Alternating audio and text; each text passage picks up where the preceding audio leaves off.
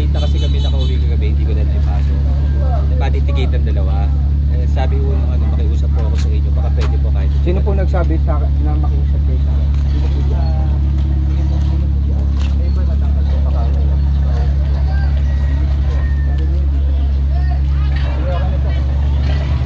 Sino po dito? Sino po dyan? Sino po dyan? Hindi nagsabi kayo sir na pwede makiusap sa akin. Wala ka nga para sa iyo naman yung kaya ka namin sinisit eh. Kaya kayo nuhuli. Uy, kung hindi ka mapagbigyan, porket nakiusap ka, dapat ba pagbigyan ka? Eh, hindi ka na pagbigyan.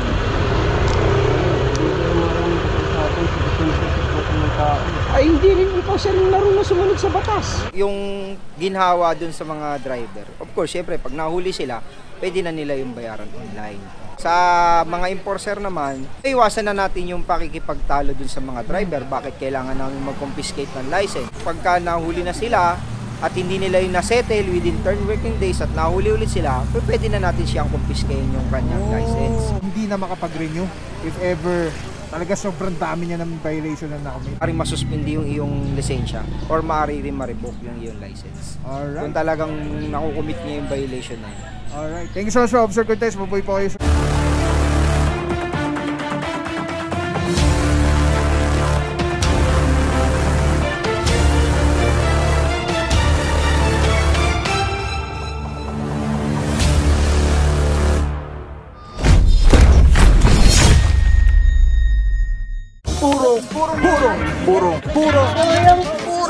Purong pagmamahal. Alright mga puro, Junji Street. Ito po, meron po tayo dito ng presidential complaint hotline 8888. Oh, meron pa na parang walang helmet mga puro.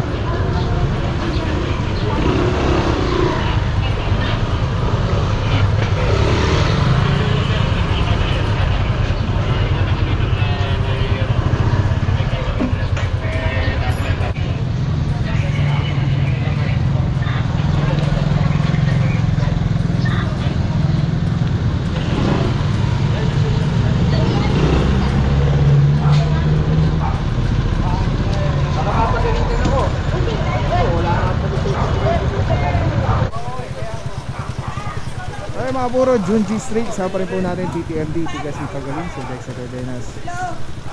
At ito po yung reklamo. Meron po itong presidential complaint. Well coordinated naman po tayo sa barangay. Kasama natin Team Leader Officer Cortez together with Officer Malyari. So meron dito isa, dalawa, Sedan, Officer Parama, Officer Alvario, saludo mga bossing, Officer Tianyo.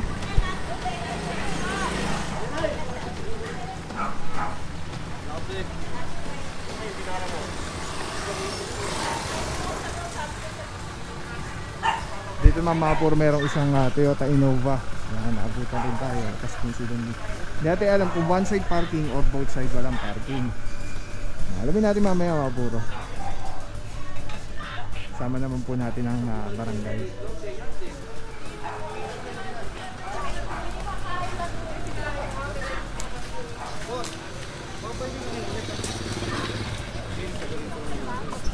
Ay mga puro, wala rin. May helmet siya kaya lang di nakasuot. Sir, meron po sir. Ito na, sir.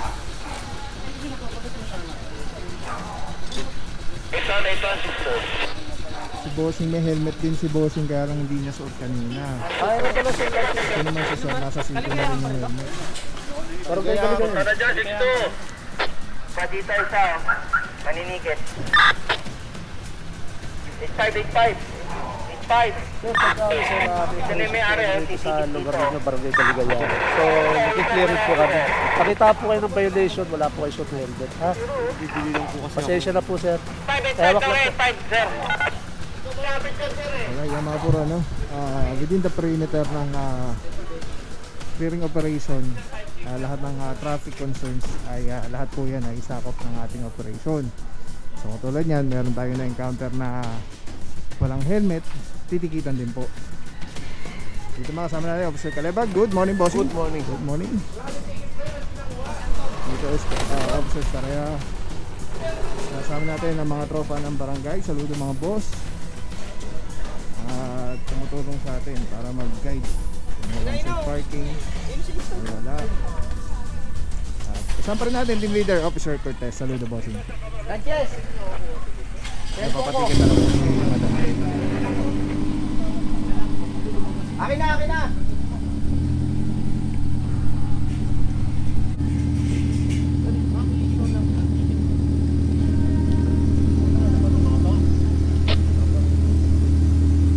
May driver na siguro kasi Ganda naman ang tunog ng sakyan ni Madam. Ang muffler.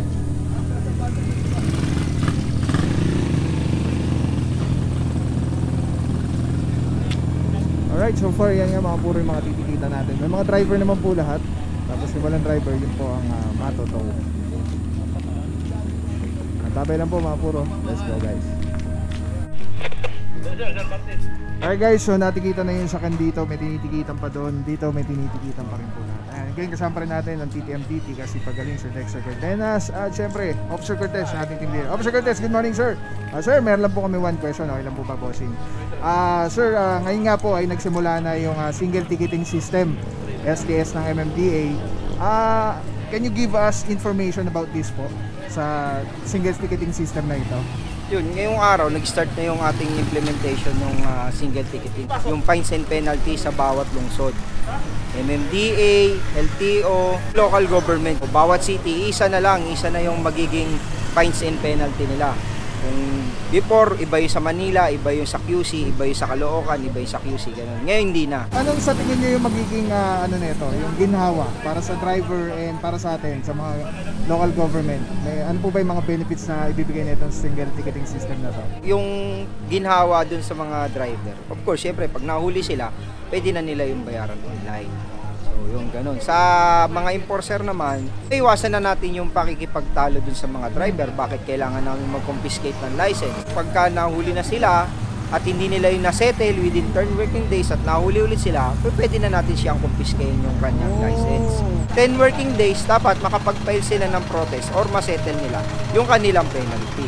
Alright. May posibilidad ba na ang isang may driver's license ay hindi na makapag-renew if ever talaga sobrang dami niya ng violation na nakumit? Yes, meron yun. Mga certain violation talaga na maaaring masuspindi yung iyong lisensya or maaari rin ma-revoke yung iyong license. Alright. Kung talagang nakukumit niya yung violation na yun. Alright. Thank you so much, Officer Cortez. Mabuhay po kayo, sir. Mga bossing, saludo sa inyo. God bless po.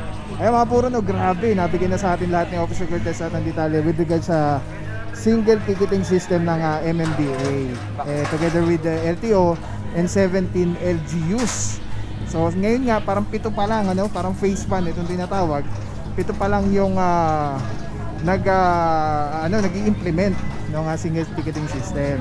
So ang kagandahan kasi nito, isa na lang yung procedure, isa na lang yung sistema, isa na lang yung standard, yung penalties ng mga violation, isa na lang din. So pare-pareho na. Then sabi ko, late na kasi kami nakauwi kagabi, hindi ko na naipasok. Napatitikitan dalawa. Sabi ko makiusap po ako sa inyo, baka pwede po kahit. Sino po nagsabi sa akin na makiusap kayo sa akin? Sino po dyan?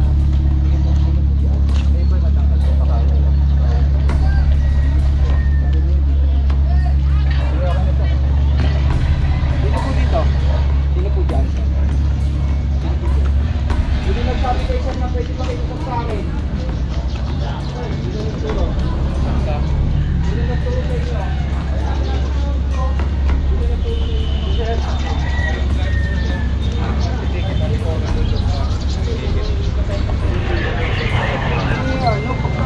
Kasi lang po na rin lahat yan.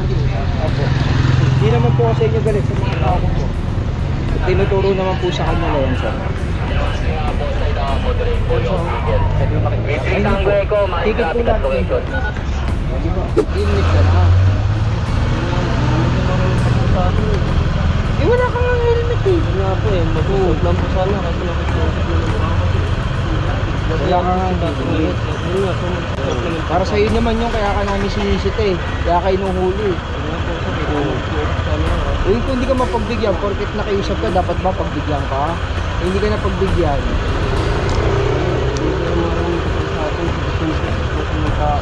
hindi rin ikaw sir yung marunong sumunod sa batas. Babalik ko lang din po sa yung inaano mo sa amin.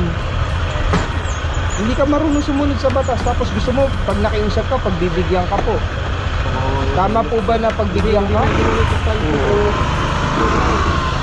Single ticketing system, ibig lang sabihin nun ay yung uniformity ng pag-enforce ng batas. Trapiko dito sa Metro Manila, para-parehas na schedule of fines and penalties ng bawat violation na karaniwang babaylet ng mga motorista. Sa phase 1 niya, wala pa yung device natin. So ngayon, yung paninikit, pangkaraniwan natin ginagawa, patuloy pa rin gagawin yun. Nakasanayan na, yun pa rin yung gagawin. Hindi ko kumpiskan na lisensya at i-issue lang ng ticket. Pero ngayon, plus demerit points. Nakakonekta kasi yung system natin ng bawat LGU sa database ng LTO. So ibig sabihin nun, kada huli ng bawat LGU and MMDA ay naka-record sa database ng LTO. So ibig sabihin nun, bawat huli merong kaakibat na demerit points. Depende sa bigat ng offense o nagawang violation ng isang motorista ay doon na katumbas na demerit points. Contestable naman din yun. Pwede mo i-contest within 10 working days. After which, saka lang mag-aalarma sa LTO pag hindi mo binayaran agad or hindi mo kinontest yung ticket na issue sa'yo. Yung demerit points ay napaka-importante rito dahil pag kahit 10 years or 5 years yung validity ng inyong lisensya,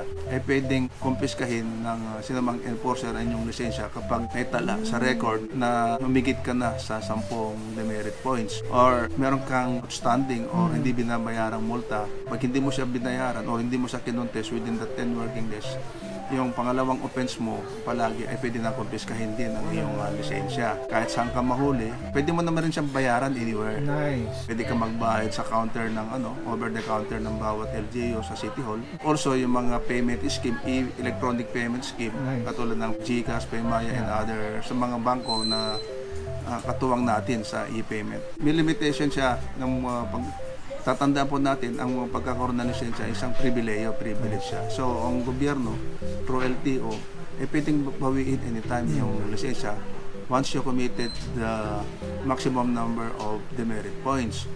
So, initially, pag more than 10, mga pwedeng confiscahin and review yung license mo, pwede kang masuspend. Depende kung anong kabigat ang inyong mga committed violations. Or pag umabot ka ng more than 40, that's the time na pwede na sigurong i-revoke ay yung lisensya dahil nga sa sobrang dami na ng iyong violations. So, nakagawi dati na bayad ka lang, multa lang, tapos wala na. Pwede ka nang takbo ng takbo, violation ka ulit. Bayad ka ng multa at walang kaakibat na demerit. But this time, through RA 10930, kaakibat po doon yung demerit points ng bawat violation. So, nabibilang na po ang number of violations committed ng isang motorista or driver. Sa ating mga kababayan, sana sumunod lang po tayo sa mga lituntunin ng batas trapiko. Ito ay para sa isang road safety measure. Ang intention po natin dito ay magkaroon ng disiplina sa ating lansangan sa pamamagitan natin mag-enforcer sa ating mga motorista. Sumunod lang po tayo, magkaroon ng kaayusan at disiplina para magkaroon tayo ng maayos ang daloy ng trapiko at mabawasan po yung insidente ng mga banggaan o road crashes. Kami po yung umaapila sa inyo, magkaisa po tayo, pagtulungan po tayo para sa kakaunlad ng ating lungsod, para kakaunlad ng ating bansa. Ang Telesim Philippines, grabe, sobrang solid nito mga bro. Ito lagi natin kasama sa mga operations, sa mga vlogs natin. Pagtatanggalin nyo, iti-twist nyo lang yan to the left. Tapos ayun na, pwede mo ng handheld camera na siya. Tapos, ang ganda. Diba? Hindi ka mukhang parang may nakasabi sa'yo na weird. Ganda. Ganda ng kulay. Pogi-pogi pa rin. Ayan. So, kasama rin natin lagi yan. Telesin na phone holder and Telesin na mount dito. Hindi ko alam kung ano tawag dito. Alright, Telesin number 1. Let's go. Purong pagmamahal. Maraming salamat sa'yo. Walang papapaw. So thank you so much sa walang sawang support, tiwala. Wala akong masabi kundi thank you so much. Thank you sa Panginoon at ingat kayo palagi. Again, kung wala akong papapaw, thank you so much. God bless you. Purong pagmamahal. Thank you so much. God bless.